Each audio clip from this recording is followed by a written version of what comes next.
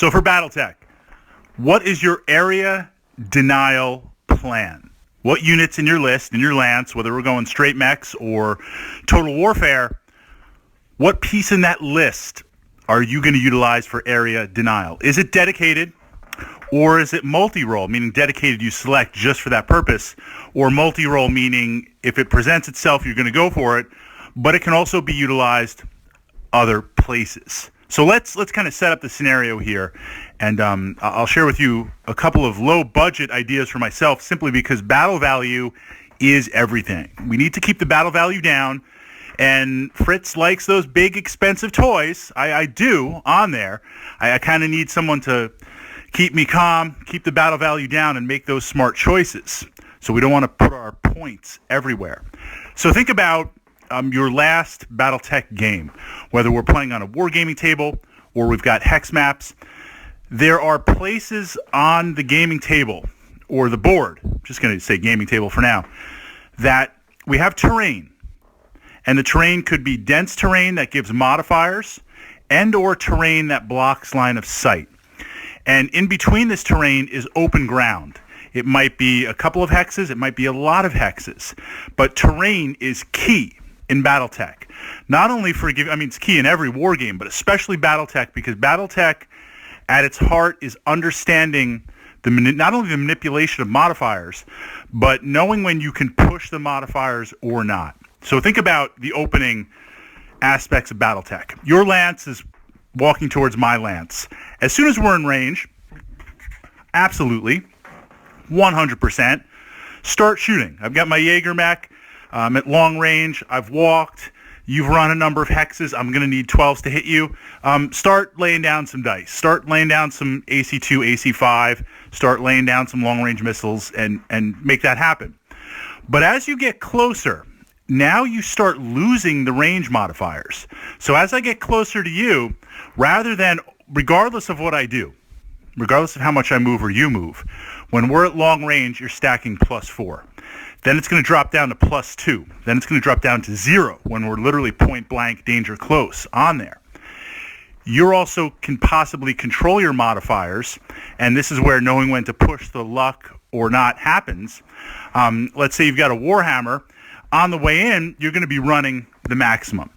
When we get close, and now you don't have any more modifiers in terms of range, so you're at point blank, you're at short range for your lasers, SRM, pack, and other things on there, you might choose to say, hey, you know what?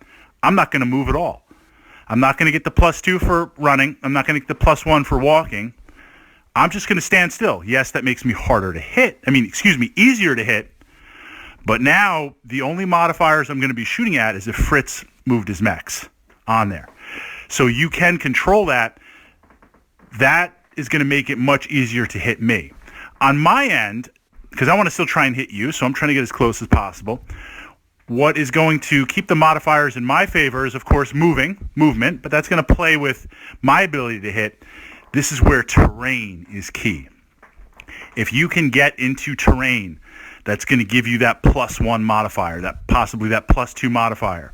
If you're playing with the rules where you can get that terrain and it's going to block off a part of your mech, the lower parts, or possibly an arm based on what's visible on there, that's a dead hit location. That shot's going to get absorbed by the terrain.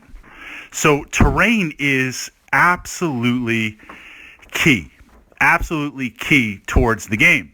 So jumping back, visualizing our kind of setup, there's going to be these places, think of it as like a fire base, right? You're going to see, especially with the hex maps. The hex maps were designed this way, even the newest Catalyst ones, which, by the way, are absolutely fantastic, both visually, but just reorienting them to different places and different entry points changes the tactics.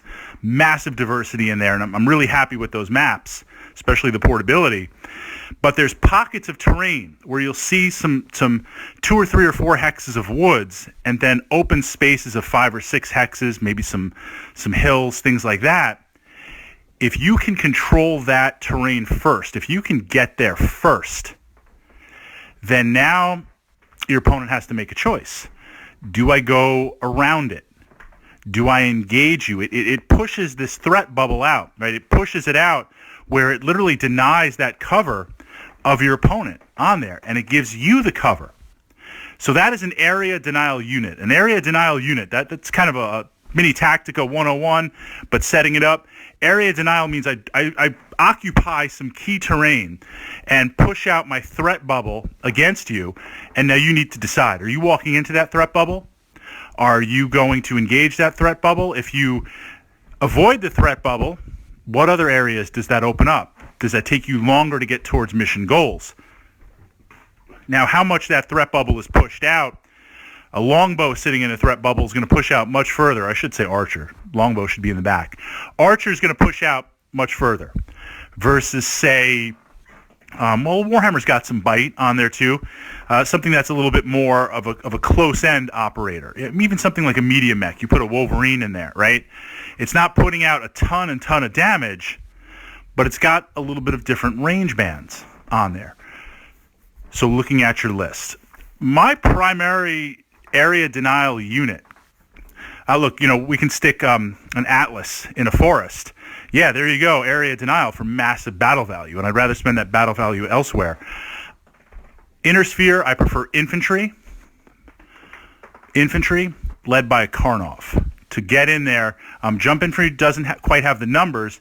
If I can get some LRM infantry into those hexes on there and occupy that pushes it out just enough for, like 60, 65 battle value, 80 battle value. I mean, somewhere in there. I gotta go look. Infantry battle value is a little tricky based on how you're kitting them out. On there, if you could put them in there, another one in there with a field gun too for a little bit of punch. That I find also has the duality of, and maybe I'm wrong, no one really wants to occupy a hex with infantry or get up there. If you have a mech in a forest and you're denying me that, I'll just run up there and punch you in the mech head, or I'll try to do that. I mean, of course, you're going to punch me back, but I might be inclined to take that position. If there's infantry in there, do I want those infantry swarming me? Do I even want to waste my time fighting those infantry? Now, obviously, if I've got a lot of machine guns or I've got some flamers, that's a different story.